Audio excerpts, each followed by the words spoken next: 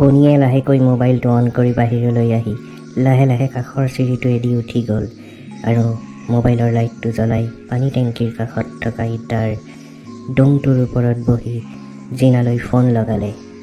Hello', আহা, মই ওপৰত আছোঁ। মহিলা কণ্ঠস্বৰত উত্তৰ আহিল। চন্দনহঁতে এতিয়ালৈ হোৱাই নাই। সিহঁতৰ ৰুমৰ পৰা মাত আহি আছে। কিবা গম পালে? শুনাচোন বনি, আজি বাদ দিয়া, আজি নকৰোঁ। প্লিজ কালি কৰিম দিয়া। হ'ব বনি, বনিয়ে ক'লে। প্লিজ এবাৰ আহা না, মাত্ৰ কিছ কৰিম আৰু তুমি যাবাগৈ 5 মিনিট। চন্দনহঁতে মাল খাই ক'ব নোৱাৰা হৈ আছে দিয়া। একো নহয়, মই কথা দিছোঁ, একোৱেই নহয়। আহিবা আৰু যাবা, প্লিজ না নকৰিবা, মোৰ টোপনি নাহে আজি নহ'লে, জিনাই ক'লে। অলপ চিন্তা কৰি ক'লে, ৰ'বা মোবাইলটো অফ কৰি যাওঁ। অনুপমে বাই চান্স ফোন কৰিলে এনেই কামোৰ হ'ব আৰু। চন্দনহঁতৰ দৰজাখন চাই লওঁ ৰ'বা। জিনাই সন্তৰ্পণে খালী ভৰিৰে দৰজাখন জপাই ওপৰলৈ উঠি আহিল। বনিয়ে চিৰিৰ পৰা হাউলি অলপ তললৈ আহি জিনাক দৰজাখন জপোৱা চাই আছিল, যাতে সম্ভাৱ্য বিপদত সি লুকাই থাকিব পাৰে অথবা জিনাক সহায় কৰিব পাৰে যদি কাষৰ ফ্লেটত থকা চন্দনহঁতে বা তলৰ ফ্লেটৰ কোনোবাই সেই সময়ত ওপৰলৈ আহে। চন্দনহঁতৰ ফ্লেটটোত 4টা ল'ৰা থাকে। সিহঁতে কলেজত পঢ়ে আৰু বাকী দুঘৰ মানুহৰ ঘৰত বৰ্তমান কোনো নাথাকে। জিনাৰ স্বামী ট্ৰেন্সপৰ্টেশ্যনৰ ব্যৱসায় কৰে, নিজৰ গাড়ীখনো মাজে সময়ে ভাড়া মাৰে আৰু প্ৰায় বিজি থাকে নিজৰ কামত। অলপ ওচৰত ড্ৰিংকছ নকৰা নহয়। বনিৰো এখন ছুইফ্ট ডিজায়াৰ আছে আৰু সিও বহু চিনাকি মানুহৰ ভাড়া পাই থাকে। মুঠমাত ধুনীয়াকৈ সংসাৰ চলি আছে সকলোৰে। বনি বিবাহিত, তাৰ এটা 5 বছৰীয়া ল'ৰা আৰু এজনী পত্নী আছে। কিন্তু এই পত্নী দ্বিতীয়হে হয়, কাৰণ আগতে বনিয়ে বিয়া কৰোৱা তথা প্ৰথমা পত্নীৰ বিয়োগ হোৱা 12 বছৰমানেই হ'ল। তেওঁৰ এজনী ছোৱালী আছে, ক্লাছ 12ত পঢ়ি আছে। অৱশ্যে তাই হোষ্টেলত থাকি পঢ়ে আৰু দ্বিতীয়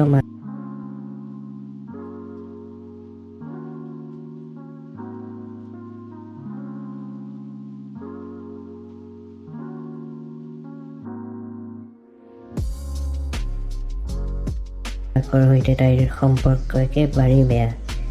মাজে মাজে তাইক লগ পাবলৈ দেউতাক যায়, টকা পইচা দি আহেগৈ।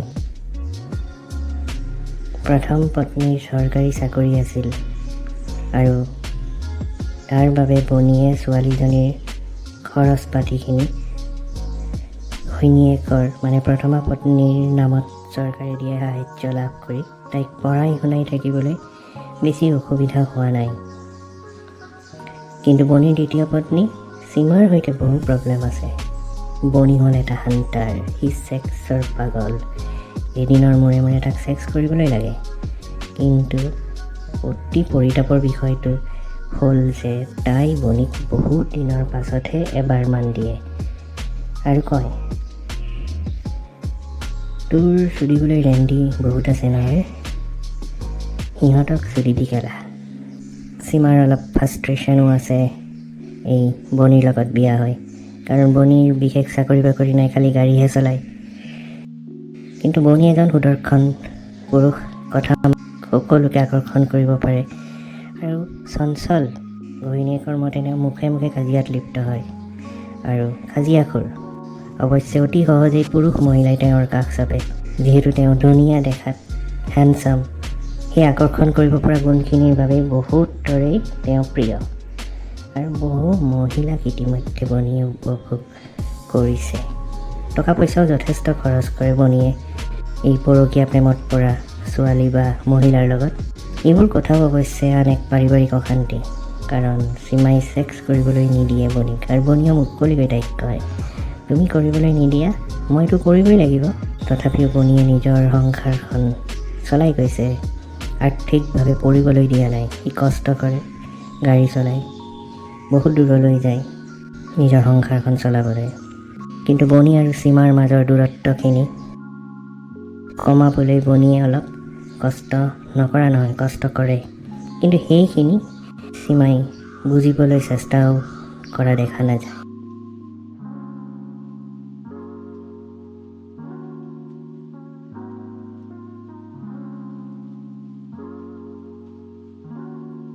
এই কথাখিনি এইবাবে উল্লেখ কৰিলোঁ যাতে আমাৰ সাংসাৰিক জীৱনৰ এটা এটা কাহিনী আমি বুজি নাপাই সংসাৰ কৰিবলৈ হ'লে এনেধৰণৰ কিছুমান অস্বস্তিকৰ সময় অতিবাহিত কৰিবলৈ আমি বাধ্য হৈ পৰোঁ। আমি বুজিবলৈ চেষ্টা কৰিব লাগিব ইজনে সিজনক, কিছুমান ত্যাগ কৰিব লাগিব। বাৰু এতিয়া কাহিনীৰ ভিতৰলৈ আহোঁ। বনিয়ে জিনাক চিৰিৰ পৰা অলপ তললৈ এখাপ নামি আহি তাৰ নিজৰ ওঠত আঙুলিৰে চুপ হৈ থাকিবলৈ দি তাইক হাতত থাপ মাৰি ধৰি লৈ উঠাই আনে। চন্দনহঁতৰ দৰ্জাখনৰ ওপৰত থকা লাইটটোৰ পোহৰৰ সিঁচৰতি হৈ পৰা আন্ধাৰৰ আৰু পোহৰৰ মাজত জিনাৰ নাইটি আৰু ব্ৰা নিপিন্ধা বক্ষ যুগলে বনিক ভয়ানক ভোকাতুৰ কৰি তোলে।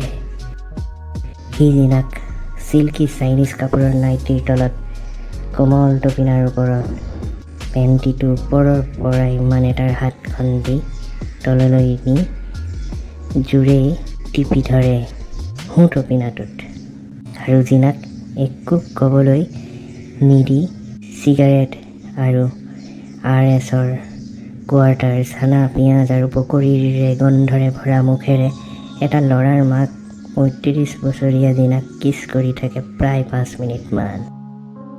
জিনাই বনিৰ মুখখন আঁতৰ কৰি কয়, ইমান বেয়া গোন্ধাইছে, চি আক। বনিয়ে ক'লে, চৰি, শুনা না বেবী, কালি শ্বিলং যাম বোলা। জিনাই ক'লে, পাগল নানি অলপ, ল'ৰাটোক এৰি মই এইবোৰ একো ভাবিবই নোৱাৰোঁ।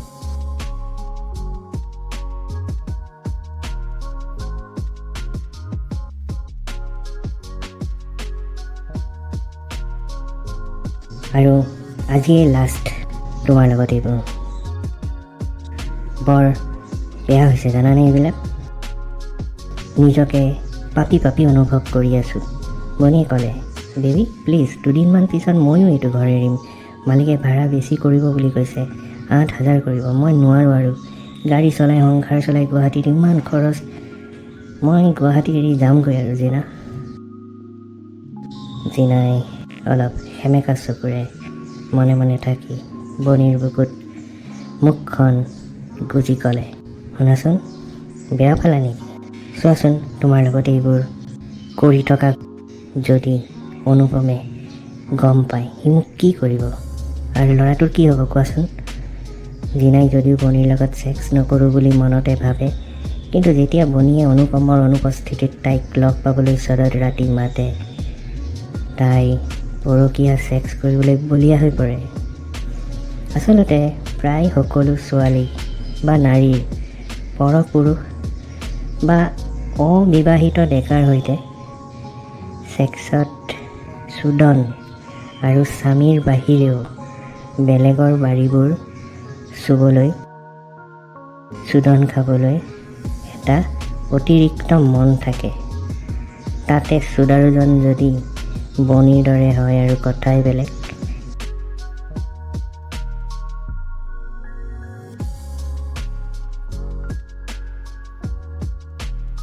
জিনাৰ বনিৰ ফোন কল পাই অলপ পানী ওলাইছিলেই বনিয়ে জিনাৰ কঁকালত ধৰি দুবাহুৰ গৰম দি তাইক মৃদু চুমা দি থাকিল।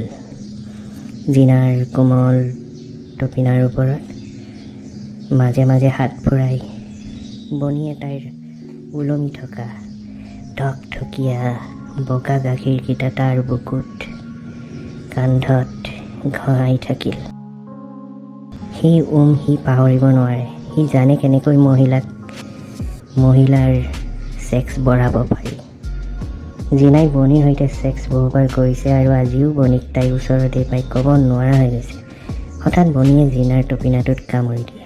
জিনা ক'লে, বনি, দুখ পাইছোঁ ভাল। বনিয়ে ফটকৈ নাইটিটো ওপৰলৈ দাঙি হাতখন জিনাৰ বুচত চুই তাইৰ নোমখিনিত খামুচি ধৰে। জিনাই ক'লে, বনি গুদগুদি। গুটগুটি লাগিছে হেৰা মোৰ টেনশ্যন হৈ গৈছে দেই বনি। নিবিড় শুই আছে, মোবাইলটো অফ কৰা হৈ আছে, আৰু যদি অনুপম আহি আছে, ৰাস্তাত যদি আছে, কেনেকৈ গম পাম মই? বনিয়ে ক'লে। বনিৰ সিদ্ধান্তবিলাক সঁচাকৈ চাবলগীয়া। তোমাৰ ঘৰলৈ যাওঁ ব'লা। হঠাৎ বনি চিৰিয়েদি দৰ্জাখন খুলি আন্ধাৰ ৰুমটোৰ পৰা জিনা অহালৈ অপেক্ষা কৰি ৰ'ল। মানে জিনাৰ ঘৰত সোমাই গ'ল বনি। জিনাই চন্দনহঁতৰ দৰ্জাখন চাই অবাক হৈ ভিতৰত সোমাই থকা বনিলৈ চাই খৰকৈ নামি আহে। তাই আচৰিত হৈ গ'ল বনিৰ এনেকুৱা কাৰবাৰ দেখি, আৰু দৰ্জাখন বনিয়ে ভিতৰৰ পৰা লগাই দিয়ে। জিনাই ক'লে, বনি যোৱা তুমি, ল'ৰাটো শুই আছে আৰু কিবা ভাল লগা নাই। বনিয়ে ক'লে, আজিয়ে লাষ্ট বেবী, আৰু কাণত ধৰিছোঁ। জিনাই খৰধৰকৈ ভিতৰলৈ গৈ 0 পাৱাৰৰ লাইট জ্বলি থকা বেডৰুমত আঁঠুৱাৰ ভিতৰলৈ দৃষ্টি নিক্ষেপ কৰি নিশ্চিত হ'ল ল'ৰাটো শুই আছে। মোবাইলটো গাৰুৰ তলৰ পৰা লৈ ছুইচটো অন কৰি অনুপমলৈ হোৱাটছআপ কৰি ভইচ মেছেজ কৰে। আহি আছানে? বনি আহি পিছফালৰ পৰা জিনাক সাৱটি লৈ ড্ৰয়িং ৰুমলৈ লৈ যায় আৰু চোফাত বহি জিনাক কোলাত বহুৱাই লয়। জিনালৈ হোৱাটছআপত অলপ পিছতে ৰিটাৰ্ণ মেছেজ আহিল অনুপমৰ। ৰাতিপুৱা যাম, বাবা ক'লেনে? স্বস্তিৰ নিশ্বাস পেলাই জিনাই টেক্সট কৰিলে। শুলে, টোপনি ধৰিছে, বাই, শুই থাকা দেই। জিনাই ঘূৰি লৈ বনি সাৱটি এটা গালত চুমা দিয়ে। জিনাই ক'লে, বদমাছ দেই তুমি, ইমান ৰাতি চোৱাচোন, 1 বাজিল, কি কৰিব লগা হৈছে তোমাৰ কাৰণে? বনিয়ে ক'লে, কালিলৈ সীমাহঁত আহিব বেবী, আজি মোৰ লাষ্ট, আৰু তোমাৰ লগত বহুত মিছ কৰিব লাগিব তোমাৰ এইটো ঘৰ এৰি দিলে। এইবুলি বনিয়ে জিনাক কাণত এটা চুমা দিলে। জিনাৰ টপিনাটোৰ ফুটাটোৰ ওচৰতে বনিৰ আঙুলিকেইটা লাগি থকাত তাইৰ পিৰপিৰণি বাঢ়ি আহিল। তাই দুহাতেৰে টাইটকৈ তাক সাৱটি ল'লে। বনিয়ে নাইটিৰ পৰা গাখীৰকেইটা উলিয়াই নিপুলকেইটা চুহিবলৈ ল'লে। জিনাই সুধিলে, মোৰ এইকেইটা ভাল লাগেনে তোমাৰ?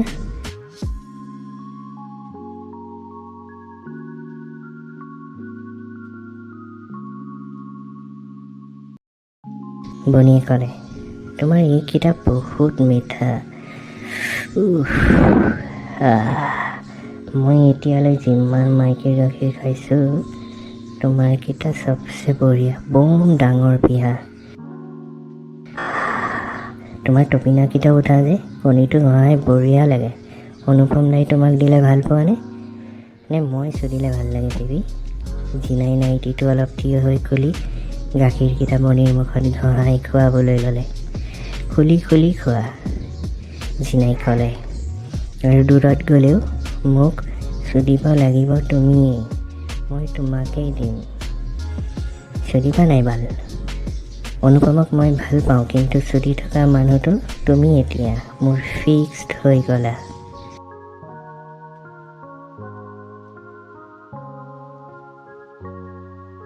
বুজিছানে? বনি পাগল হৈ গ'ল এইবোৰ শুনি। সি লেংটা হৈ জিনাৰ পেণ্টিটো খুলি তাইৰ শামুকৰ দৰে ক'লা ৰঙচুৱা বুজখনত জিভাখন লগাই গোটেই বুজখন মুখেৰে ঘঁহি জিনাৰ বুজখন আঠা পকা জুচেৰে ভৰাই দিলে। জিনাই মেলা বুজখন বনিক পুৰাকৈ খাবলৈ দি দুইফালে কোমল ডাঙৰ গাখীৰৰ দুইফালে ওলমাই চোফাত পৰি দিলে। এইফালে দিয়া জিনাই ক'লে, ভাল বনি, চুদি মানে নাই, চুদা বালা। আজি পমো নাই, পুৰা যেনেকৈ কৰা তেনেকৈ কৰা। চেট বনিৰ এন্দা, বনিৰ 40জনী ৰেন্দি চুদা 7 ইঞ্চিৰ টিঙহটো সোমোৱাই গভীৰলৈ সোমোৱাই দি ক'লে, পুৰা সোমাইছেনে বেবী? জিনাই ক'লে, পুৰা সোমাইছে। আই লাভ ইউ বনি, মোক চুদিবলৈ আহিবা আকৌ। মই তোমাক নিজেই ক'ম কেতিয়া আহিবা। বুজিছা নাই তুমি চেট মই তোমাৰ চোদন নাখালে কোনে দিব হা কোৱা চেট কোনে দিব অনুপমটো বুঢ়াই হ'ল চুদিবানে তুমি মোক বাল এনেকৈ চুদা বালো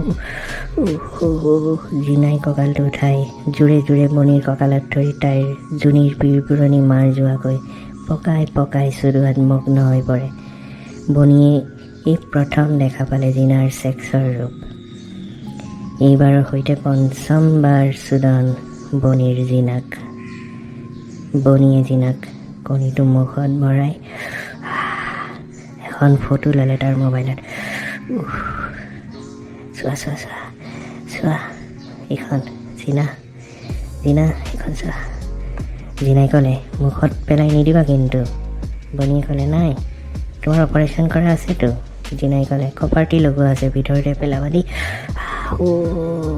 জিনাক চোফাত হাতৰ বেজাৰীত ডগী ষ্টাইলত জিনাক মূৰটো তললৈ কৰিব দি বনিয়ে থু লগাই দিলে তাইৰ টপিনাটোৰ ফুটাটোত আৰু এটা আঙুলি ভৰাই দি বনিৰ ট্ৰেকৰ পৰা সদায় যিটো তাৰ ট্ৰেকত সি অপাৰেশ্যন কৰিবলৈ গ'লে ৰাখেই লিপ বামটো টপিনাৰ ফুটাটোত ভৰাই আধালৈকে ভৰাই গোটেই লিপ বামটো হেঁচি দিলে প্ৰায় আধা লিপ বাম তাৰ গুচি গ'ল জিনাৰ পকৰৰ ভিতৰত লগে লগে অলপ বাম টপিনাৰ বাহিৰলৈ ওলাই আহে পোহৰত এইবোৰ কৰি থাকোঁতে ভিডিঅ'টো কৰি ল'লে বনিয়ে আৰু তাৰ বাৰীটো অলপ লিপ বাম ঘঁহি ছালখন শ্বট গানটোৰ নিচিনাকৈ ওলোৱা সোমোৱা কৰি জিনাৰ পকৰৰ ফুটাটোত একেবাৰে সোমোৱাই দি ক'লে বেবি আই লাভ ইউ তোমাক পকৰ মাৰি বহুত ভাল লাগে বেবি জিনাই ক'লে বনি ভাল লগাই দিছা জানটো চেট ডাঙৰ কৰি দিলা ন এইটো বাল মাৰি দিয়া বনি চেট এনেকৈ মাৰা জিনাই পকৰটো আগলৈ পাছলৈ কৰি তাইও পকৰ মৰাবলৈ ল'লে বনিয়ে ক'লে ৰেণ্ডি কিজনীক পকৰ মাৰিব নোৱাৰি লেতেৰা তোমাৰ পকৰ বহুত চাফা বে জিনা মোৰ ৰেণ্ডি সমানে নাই তুমি বে ৰেণ্ডি জিনাই ক'লে ৰেণ্ডি হ'ম তোমাৰো হ'ম মই জিনাৰ পকৰ মাৰি ৰঙাক কৰি দিলে আৰু সেইটো ভিডিঅ' কৰি পকৰ মাৰি থাকোঁতে জিনাক ভিডিঅ' দেখুৱাই বনিয়ে সুধিলে চোৱা কিমান ডাঙৰ বনাই দিলোঁ তোমাৰ পকৰ কণীৰ ছাল ছিঙি গৈছে চেট জিনাই শীতৰ নিশাটো ঘামি গৈছে তাই মুখখন ঘূৰাই বনিক জিভাই কিছ খাই পকৰ মৰাৰ ভাল লগাখিনি আৰু এনজয় কৰিলে বনি বে চোতা না বনি আৰু ক'লে চব তোমাৰ এইবোৰ তুমি ৰেণ্ডি মাৰিবলৈ আৰু যাব নালাগে অ'কে মোক বাল চলিবা চেট মই ৰেণ্ডি তোমাৰ বনি মই ৰেণ্ডি তোমাৰ মোৰ ওলাব বনি ভিতৰ ভৰাই দিয়া বনিয়ে জিনাৰ লগত পৰকীয়া প্ৰেমত ছেক্সত সফলতা লাভ কৰি পৰম সুখ লগা যেন পালে সি জিনাৰ ভৰিকেইটা তাৰ কান্ধত তুলি জিনাৰ বুজখন মোবাইলৰ ওপৰত ভালকৈ চাই ক'লে বাল তোমাৰ ধেৰ পানী ওলাইছে বে বেবি এই বুলি তাইৰ এইটো পাল পানী আঙুলিৰে মুখত ভৰাই ক'লে আৰু পুৰি দুবাৰমান আঙুলি লগাই চুহিও চালে বঢ়িয়া মোৰ অলপ পানী খাই দিয়া না বেবি মোৰ বাৰীটোৰ পানীটো খাই দিয়া না জিনাই বহিলৈ চুলিখিনি একাষে লৈ বনিৰ কঠিন কণীটো তাইৰ চিনাকি ফালুদা আইচক্ৰীমৰ দৰে লাগে মানে মুখত ভৰাই খুব চুহিলে বা বনি তামাম টেষ্টি তোমাৰ বাৰীটো তাই টানকৈ বনিৰ কণীটো মালিচ কৰি বনিক লিপ কিছ দিয়ে আৰু বনিৰ বাৰীডাল নিজৰ কোচত নিজেই ভৰাই লয়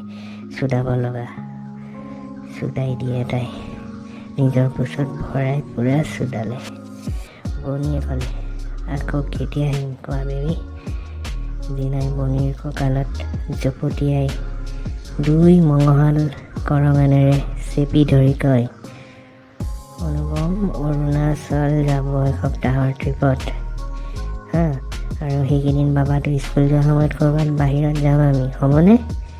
বনীয়ে জিনাৰ পৰা অফাৰ পাই আৰু বলিয়া হৈ পৰে। সি ঘন ঘন উশাহ লৈ ক'লে, মোৰ ওলাব তোমাৰ? জিনাৰ বুজখনে আৰু চোৰণ বিচাৰি চেপি ধৰিলে বনীৰ কণীটোক। তাই বহুত চেক্সি জিনা, চুটানেই লাগে, তাইক চুটনেই লাগে। তাই জোৰে জোৰে চুটাই থাকিল আৰু ক'লে, অলপ ৰ'বা ৰ'বা, নলিয়াবা এতিয়া নলিয়াবা, তুমি মই কৈছোঁ নহয় এতিয়া নলিয়াবা, অ'কে? এতিয়া নলিয়াবা, মোক দি থাকিব লাগিব, তুমি দি থাকিব লাগিব। এতিয়া আৰু কি ওলাব? চেটো। ৰাতিপুৱা 8:20 ৰবিবাৰ। বেলত অনুপমে চুইচ দিলে। জিনাই খপ চপকৈ উঠি আহি দৰ্জাখন খুলি অনুপমক সাৱটি লয়। এটি ধুনীয়া হাঁহি মাৰি চুলিখিনি ঠিক কৰি গাখীৰকেইটা আগনিশাৰ টিপনত আৰু ডাঙৰ যেন লাগিছিল তাইৰ নিজৰে। আৰু চুলিখিনি ধুনীয়াকৈ ৰাখি তাই অনুপমৰ বেগটো ভিতৰলৈ লৈ আহে আৰু ডিঙিত এটা চুমা দিলে। Good morning.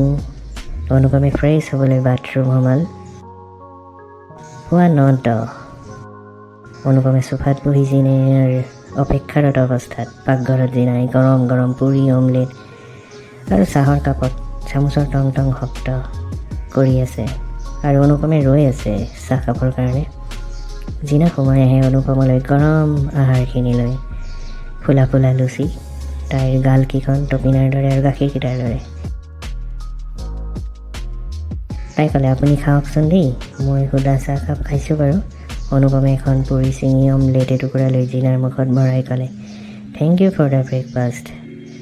তুমিতো জানাই মই অকলে খাবলৈ বেয়া পাওঁ। একো নহয় বাৰু, জিনাই ক'লে, ৱেলকাম। তুমি অলপ শুই ল'বানে কি কৰা বা? এই বুলি তাই গুচি গ'লগৈ ভিতৰলৈ। আৰু পুৰিকেইখন খাই অনুপমে চাহকাপত চহা মাৰি ভৰিকেইটা টেবুলখনৰ কিনাৰৰ অংশৰ এঠাইত উঠাই চাহকাপ আৰামেৰে খাবলৈ ল'লে আৰু কাষতে মোবাইলটো বাওঁ হাতেৰে খেপিয়াবলৈ ল'লে। এই খেপিয়াওঁতে আকৌ ঢাকনি খোল খাই থকা লিপ বামটো হাতত লাগিল। লিপ বামটোৰ প্ৰায় অলপ আগত লাগি আছিল। লিপ বামৰ এক উকিয়া গন্ধও আছে আৰু সেই লগাখিনি হাতৰ পৰা লৈ লিপ বামটো টেবুলত থৈ আঙুলিত যিখিনি লাগি আছিলে সেই বামখিনি অনুপমে নিজৰ ওঠত লগাই ল'লে, কিন্তু গোন্ধটো বেলেগ পালে। অলপ সময় পাছত জিনাই গা পা ধুই ভিজা চুলিৰে হাতত ধূপ লৈ দুৱাৰখন খুলি দুৱাৰৰ বাহিৰত ধূপকেইডাল ঘূৰাই মন্ত্ৰ এফাঁকি মাৰি দৰ্জাখন বন্ধ কৰোঁতেই দেখা পালে অনুপমৰ ভৰিৰ কাষত লিপ বামটো। তাই আচৰিত হৈ গ'ল। তাই ভয়ো খালে, কাৰণ লিপ বামটোতো তাইৰতো নহয়। অনুপমে কিবা জানিব পাৰিব নেকি বাৰু? কিন্তু তাই দেখা পালে ভাগৰত শুই থকা অনুপমক। তাই লিপ বামটো ফটকৈ আঁতৰাই ল'লে আৰু পাকঘৰৰ ক'লা ডাষ্টবিনত থকা সেই ক'লা পলিথিনটোত ভৰাই দিলে আৰু আনটো কোঠাৰ ভগৱানৰ কাঠৰ সৰু মন্দিৰটোত প্ৰাৰ্থনা কৰিলে তাইৰ বাবে যাতে সুখৰ সংসাৰখন ভাগি নপৰে। তাই ডাষ্টবিনটোৰ পৰা ক'লা পলিথিনটো উলিয়াই অনুপমৰ ডিষ্টাৰ্ব নোহোৱাকৈ তাইৰ চিৰি দি নামি গ'ল মালিকৰ গেটখনৰ চিনটেক্স ডাষ্টবিনটোত পেলাই। এই ঘূৰি আহোঁতে ফাৰ্ষ্ট ফ্ল'ৰৰ পৰা নামি অহা বনীক দেখা পাই তাই তলমূৰ কৰিলে। বনীলৈ তাই চকু নিদিয়াকৈ উঠি আহিল, কিন্তু বনীয়ে ধুনীয়া হাঁহি মাৰি ক'লে, গুড মৰ্ণিং জিনা। সেই সময়তে আকৌ বিল্ডিংটোৰ মালিক ৰিটায়াৰ্ড মিষ্টাৰ ভূঞাই বনীৰ মিচিকীয়া হাঁহিটো প্ৰত্যক্ষ কৰিছিলে। ইতিমধ্যে ছেকেণ্ড ফ্ল'ৰ পোৱা জিনাই বাৰাণ্ডাৰ পৰা মালিকৰ অনুভৱ জানিব বিচাৰিলে। তাই চালে ডিঙিটো দিয়ে কিবা ধৰিব পাৰিছে নেকি বাৰু তেওঁ। বনীয়ে ডিজায়াৰখন উলিয়াই লৈ যোৱা দেখা পালে তাই। তলৰ পৰা মালিকে আকৌ কিন্তু জিনালৈ চাই এক ৰহস্যঘন মিচিকীয়া হাঁহিৰে ক'লে, অনুপম আহিছে জিনা।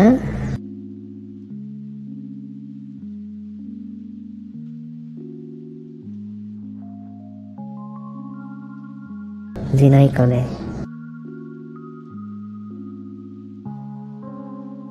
আহিছে খুৰা।